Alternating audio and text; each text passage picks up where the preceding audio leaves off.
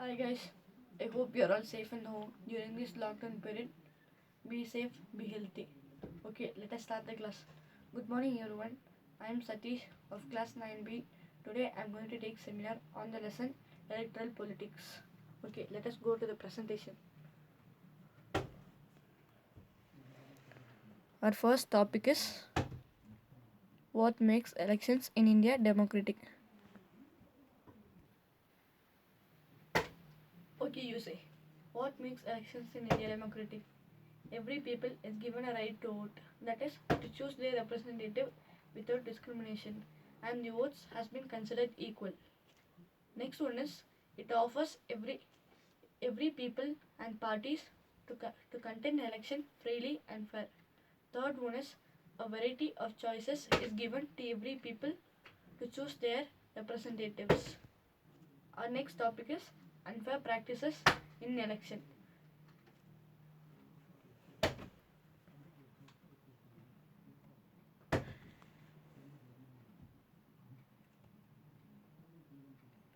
You have seen most of the unfair practices in election.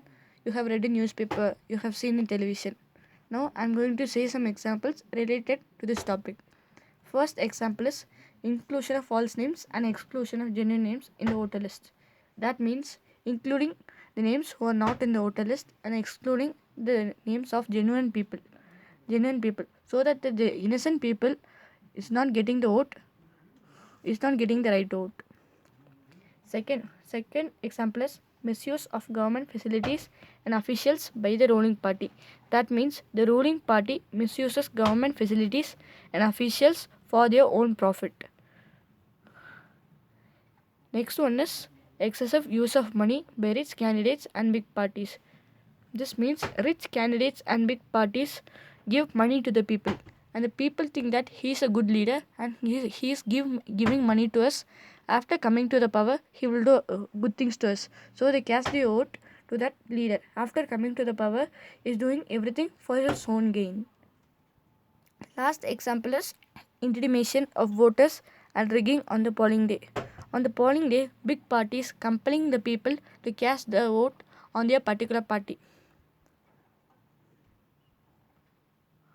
Our next topic is Independent Election Commission.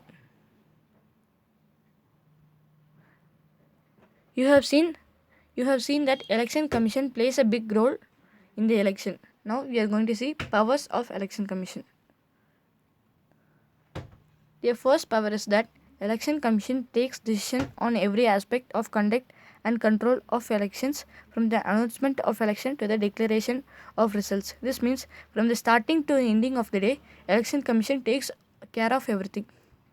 Second one is it implements the code of conduct and punishes any candidate or party that violates. This means if any candidate violates their rules, they will be severely punished. Third one is during the election period, the election commission can order the government to follow some guidelines to prevent use and misuse of governmental power to enhance its chances to win elections or to transfer some government officials. They do this because to conduct election freely and fairly.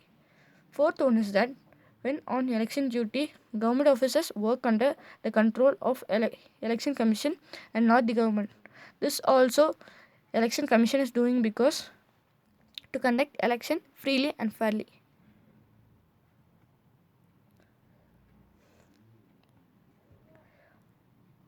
Our next topic is popular participation.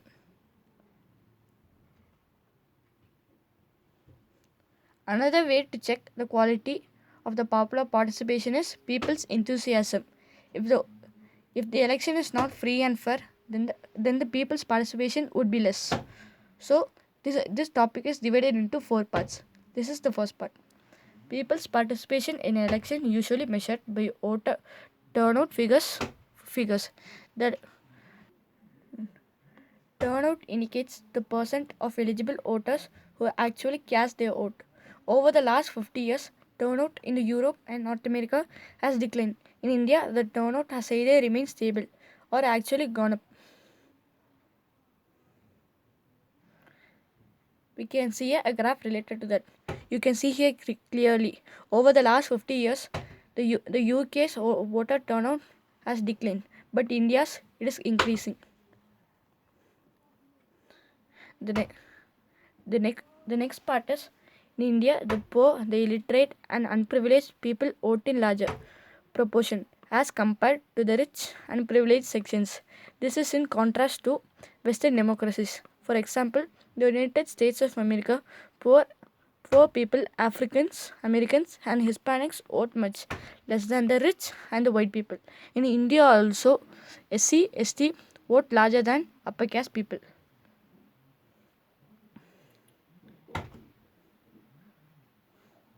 Now we can see the third part. The third part is common people in India attach a lot of importance to elections. They feel that through elections they can be pressure on political parties to adopt policies and programs favorable to them. They also feel that their vote matters in the way things are run in the country. So they are expecting political leaders to give much. Now we can see the fourth part. The fourth part is that the interest of voters in election related activities has been increasing over the years. During the 2004 elections, more than one third voters took part in a campaign related activities. More than half of the people identify themselves as being close to one or other political party. One out of every seven voters is a member of political party. In this, you can clearly see that as the years passed on, the voters supporting the political party also increased. I hope you all understood the class. If you have any doubts, kindly ask me. I want to tell you a message. Don't go outside of your home. If you go outside, please wear mask.